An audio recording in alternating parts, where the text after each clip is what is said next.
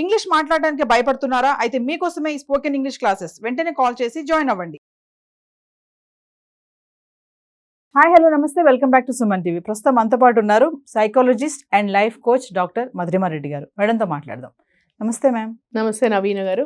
Madam, ఇప్పుడు శరీర వాంఛలోని ఉద్రేకం వల్లే మనిషి నాశనం అవుతున్నాడా అంటే ఏం చెప్తారు మీరు? అంటే సెక్స్ ఫిలాసఫీ ఏం చెప్తుంది? అంటే సెక్స్ అనేది అంత చెడు ఏం కాదమ్మా. ఒట్టి రొమాన్స్, సెక్స్ అండ్ చాలా మంచిదే అది చెప్పాలంటే, ఒకవేళ పాజిటివ్గా తీసుకుంటే. ఇప్పుడు సెక్స్ వలన మంచి హార్మోన్స్ రిలీజ్ అవుతాయి, డోపమైన్ బాగుంటుంది, it is good. Husband wife మధ్యలో కానీ ఎవరైనా యుక్త వయసులో ఉండే వాళ్ళు కూడా అలా ఆలోచించుకోవచ్చు. తర్వాత వాళ్ళు రొమాన్స్ అండ్ లవ్, ఇలా ఉండొచ్చు నాకు అమ్మాయి, ఇలా ఉండొచ్చు నాకు అబ్బాయి అని అనుకోవచ్చు. పెళ్లి కూడా చేసుకోవచ్చు, అలాగే అనుకోవచ్చు, డ్రీమ్ కూడా చేయొచ్చు. అలాగా they can dream and also వాళ్ళు అలాగా పర్సీవ్ చేయొచ్చు, బాగుంటుంది అలాగా. కానీ మార్నింగ్ లేచినప్పటి నుంచి అదే ఆలోచించు, మార్నింగ్ నుంచి ఇలాగే అనుకుంటూ, పాన్ చూసుకుంటూ, ఎప్పుడు చూసినా అలాంటి వీడియోసే చూసుకుంటూ, సెక్స్ లైఫ్ అలాగే పెట్టుకొని మార్నింగ్ నుంచి ఏ పని చేయకుండా 24/7 అలాంటివే ఉంటే అది అడిక్షన్కి వస్తుంది, which is a negative emotion.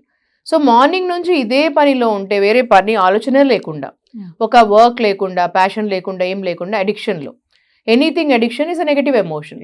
So ఇది కూడా సెక్స్ ఆలోచన కంటిన్యూస్గా ఉంటే 24/7 అంటే వర్క్లో అదే ఉండి, ఇంట్లో అదే ఉండి, కూర్చున్న లేసిన అదే ఉంటే అది ఒక that will lead to negative. అది మంచిది కాదు. అది దానివల్ల నాశనం అవుతారు. మీరు అనేది దానివల్ల ఏమైనా నాశనం అవుతుందా లైఫ్ అని అంటున్నారు కదా, దానివల్ల వినాశం అవుతుంది. మేడం, ఇప్పుడు చూసుకుంటే టెంప్టేషన్స్ అంటున్నాం కదా, అవి కొంచెం అంటే ఒక లిమిట్ వరకు ఉంటే పర్వాలేదు అంటున్నారు. అవి ఒకవేళ బార్డర్ క్రాస్ అయితేనే కదా బయట చూస్తున్నాం సొసైటీలో అమ్మాయిల పైన అఘాయిత్యాలు జరుగుతున్నాయి. అంటే వాటిని మనం కంట్రోల్ చేసుకోవాలి అంటే, మీరు ఇందాక చెప్పారు, మీరు మార్నింగ్ నుంచి ఈవినింగ్ వరకు అదే యాసలో ఉంటే కనుక ఖచ్చితంగా జీవితం నాశనం అవుతుందని చెప్పేసి. మరి అలాంటి మైండ్ సెట్ ఉన్న వాళ్ళు కంట్రోల్ చేసుకోవాలి అంటే మీరు ఇచ్చే సలహాలు, సూచనలు ఏమైనా ఉన్నాయా? ఫస్ట్ అండ్ ఫార్మోస్ట్ లైఫ్కి ఒక ప్లానింగ్ పెట్టుకోండి. మీకు ఒక ప్లానింగ్ పెట్టుకోవాలి. రోజులో మార్నింగ్ లేసినాక మనం ఏం చేయాలని ఒక ప్లానర్ ఉండాలి మీకు. అంటే ఒక ప్యాషన్, పర్పస్తో కూడిన లైఫ్ని డిజైన్ చేసుకోండి. అంటే మార్నింగ్ లేసినాక నాకు ఇవన్నీ చేస్తే ఒక కిక్ వస్తుంది నా లైఫ్లో. నాకు మార్నింగ్ లేసినాక ఇది గోల్, నాకు ఈరోజు ఇది అచీవ్ చేయాలని ఒక పెట్టుకోవాలి. ఈ వీక్లో ఇది అచీవ్ చేయాలి, ఈ రోజు ఇది అచీవ్ చేయాలి, ఈ మంత్లో ఇది అచీవ్ చేయాలని ఒక గోల్ పెట్టుకోండి. గోల్ డ్రివెన్ పెట్టుకోండి.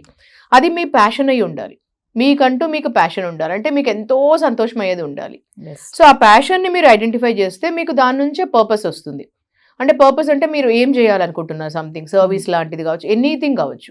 సో ఫస్ట్ ప్యాషన్ ఉంటే మీకు సంతోషం వస్తుంది దానివల్ల. ఇలాంటివి వచ్చినప్పుడు డిస్ట్రాక్షన్స్ కావు. మైండ్ డిస్ట్రాక్షన్స్ అయ్యి నెగిటివ్ దానిలోకి వెళ్తేనే లస్ట్ డ్రివెన్ వస్తుంది.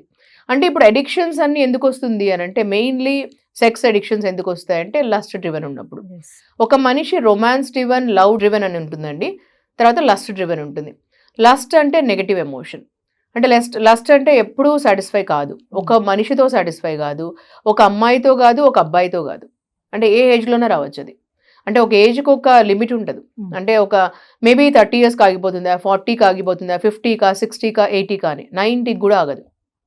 So male female both. So లస్ట్కి ఒక సాటిస్ఫాక్షన్ అనేది ఉండదు. సో లస్ట్ డ్రివెన్ అంటేనే ఇంకా ఎడిక్షన్ అని అర్థము. సో అందుకని వీళ్ళకి ఏంటి అని అంటే మంచి వాళ్ళ మధ్యలో ఉండాలి. ఫస్ట్ థింగ్, మంచి వాళ్ళ మధ్యలో ఉండాలి, మంచి ఆలోచన ఉండాలి. వాళ్ళకై వాళ్ళే ఎప్పుడు నేను ఇది చెయ్యాలి మార్నింగ్ నుంచి అని పెట్టుకోవాలి. ఒక సెల్ఫ్ అఫర్మేషన్స్ చేసుకోవచ్చు. అఫర్మేషన్ అంటే మనం ఏమంటున్నామో, ఏమి చెప్తున్నామో అది ఇంపార్టెంట్. సెల్ఫ్ అఫర్మేషన్స్ అంటాము. దాని తర్వాత రోజులో మార్నింగ్ నుంచి రాత్రి వరకు వాళ్ళకు ప్లానర్ పెట్టుకోవచ్చు, జర్నల్ రాసుకోవచ్చు. నేను ఇవన్నీ చేస్తున్నాను, ఇవన్నీ సాధిస్తున్నాను. తర్వాత అచీవ్మెంట్స్ పెట్టుకోవచ్చు. అంటే ఇప్పుడు రానున్నది మనం 2025. నేను 2024లో ఏం చేశాను, ఒక 3 things నేను అనుకున్నాను, ఇది చేశానా లేదా అని వాళ్ళే ఇంట్రోస్పెక్ట్ చేసుకోవచ్చు. అలాగే 2025లో నేను ఇది గోల్ పెట్టుకుంటున్నాను, ఇది నేను అచీవ్ చేస్తాను, అంటే నేను అనుకున్నది నేనే చేస్తాను, అచీవ్ చేస్తాను అని. ఇలాంటివి గోల్ డ్రివెన్కి మనం అటాచ్ చేసుకున్నామంటే ఇలాంటివి డైరెక్షన్స్, మనం డిస్ట్రాక్షన్స్ కాదు మైండ్. సో అలాగే మనము ఎవరితో ఏ జోన్లో ఉన్నాం అనేది important. With whom you are around అనేది చాలా ఇంపార్టెంట్. మనం ఎలాంటి వాళ్ళతో మాట్లాడతామో, ఎలాంటి వాళ్ళతో ఉంటామో అనేది మన థాట్స్ని, మన వ్యక్తిత్వాన్ని బట్టి వస్తుంది.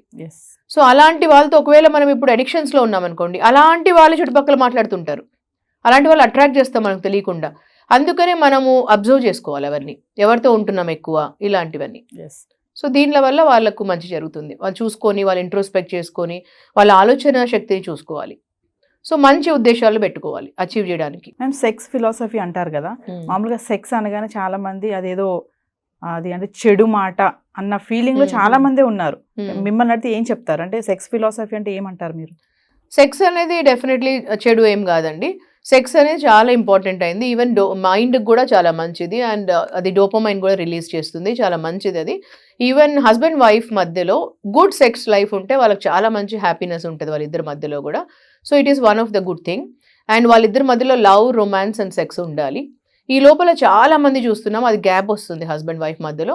అది స్టార్టింగ్ నుంచే వాళ్ళిద్దరి మధ్యలో mentally, emotional and physical bonding అనేది 3 ఇంపార్టెంట్. అది వాళ్ళు బిల్డ్ చేసుకోవాలి. అది ఒకరి విషయం కాదు, ఇద్దరు కూడా కలిసిమెలిసి బిల్డ్ చేసుకోవాల్సింది.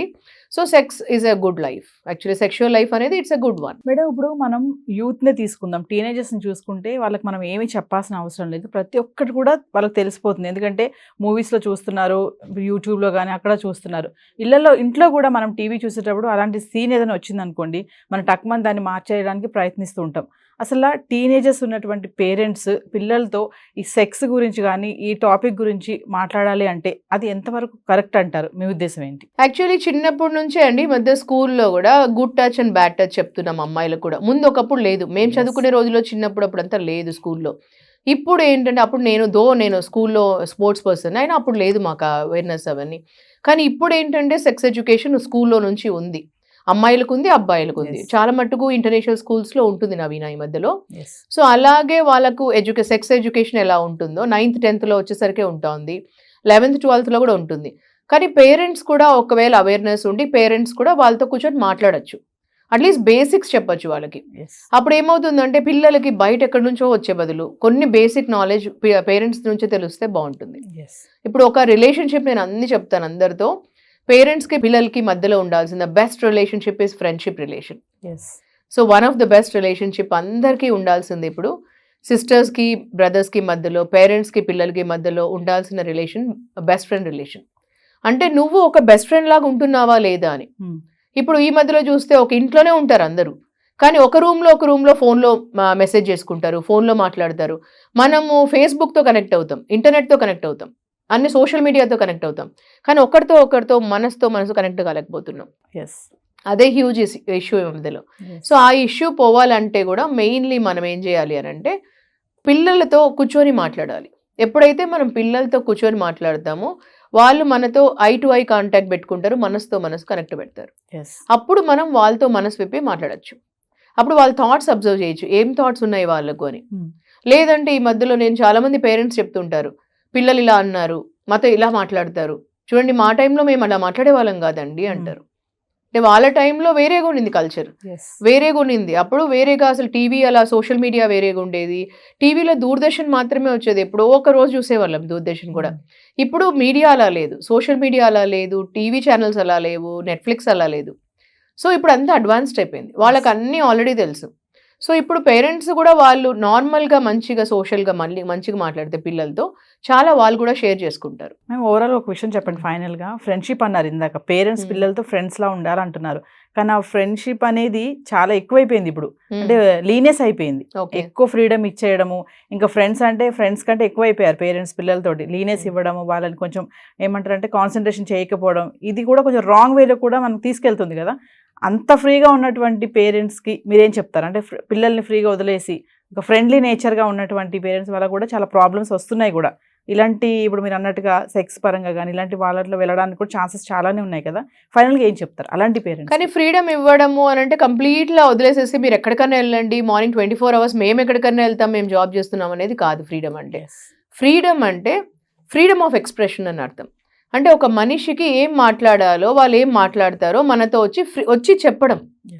ఇప్పుడు తల్లిదండ్రులకి ఎంతమంది పిల్లలు వచ్చి చెప్పుకోగలుగుతున్నారు, దాన్ని ఫ్రీడమ్ అంటే. ఫ్రీడమ్ మీనింగ్ అంటే ఇప్పుడు ఒక కూతురు వచ్చి అమ్మాయి, ఇప్పుడు తల్లిదండ్రులే కనిన అమ్మాయి వచ్చేసేసి తను వాళ్ళ పిల్లలతో అమ్మని అంతా చెప్పుకోలేకపోతుంది. అదే తను వెళ్ళి వేరే వాళ్ళతో చెప్పుకోగలుగుతుంది, ఫ్రెండ్స్తో వెళ్ళి చెప్పుకోగలుగుతుంది, వేరే ఎవరెవరితో చెప్పుకోగలుగుతుంది, కానీ అమ్మని అంతా చెప్పుకోలేకపోతుంది. కానీ పేరెంట్స్ ఏమంటారంటే నేను ఫుల్ ఫ్రీడమ్ ఇచ్చాను, నేను తనకు కావాల్సిన మొబైల్ కొనిచ్చాను, 1 lakh+ మొబైల్ కొనిచ్చానండి, కార్ కొనిచ్చానండి, నేను డ్రైవర్ని పెట్టానండి, నేను అన్ని ఫ్రీడమ్ ఇచ్చానండి తనకి అని అంటారు. కానీ మనసు విప్పి ఒక 10 నిమిషాలు 20 నిమిషాలు రోజుకి మాట్లాడలేకపోతున్నారు. ఆ అమ్మాయి ఏం ఆలోచిస్తుందో తెలుసుకోలేకపోతున్నారు. ఆ అమ్మాయికి అన్ని ఫ్రీడమ్ ఇచ్చారు. ఆ అమ్మాయి ఎక్కడైనా వెళ్తుంది, డ్రింక్ చేస్తుంది, ఇంటర్మీడియట్ నుంచి డ్రింక్ చేస్తుంది ఆ అమ్మాయి, ఎక్కడికైనా వెళ్తుంది, వీకెండ్స్ ఎక్కడికి వెళ్తుందో తెలియదు పేరెంట్స్కి. ఇది కాదు ఫ్రీడమ్ అంటే.